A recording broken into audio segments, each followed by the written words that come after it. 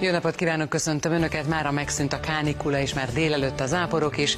A hidegfront elhagyta térségünket. Napos az idő, a szél a keleti országrész kivételével még elég meghatározó, de folyamatosan mérséklődik. Az előző napokhoz képest lényegesen gyengébb a felmelegedés, a maximum 23 és 30 fok között lesz, nyugatról kelet felé emelkedő jelleggel, Szeged környékén mérhetnek 30 fokot. A következő napokban, sőt egészen péntekig kellemes meleg időben 25-30 fokban bízhatunk, naponta csak 1-1 fokot változhat a csúcsérték. Hétfőn hajnalra erősebb lehűlés valószínű, 11-17 fok között lesz a minimum, a következő éjjeleken azonban 1-2 fokkal enyhébbnek tűnnek.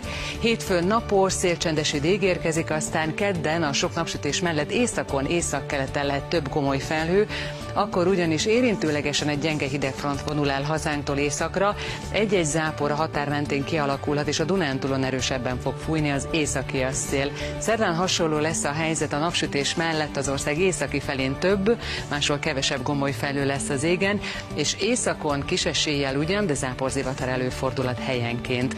A légmozgást ekkor már alig-alig vesszük majd észre. Ezek után szeptember első napjai változékonyabb időt hoznak, pénteken érkezik egy újabb hidegfront, elég sok csapadékkal. A mostani hidegfront tehát ma elhagyja térségünket, ezzel együtt a nyomottság, a fejfájás is megszűnhet, és végezetül elárulom Önöknek, hogy ezt a díszletet ma láthatják utoljára, holnaptól megújul az időjárás jelentés. Köszönöm a figyelmüket, jó pihenést kívánok!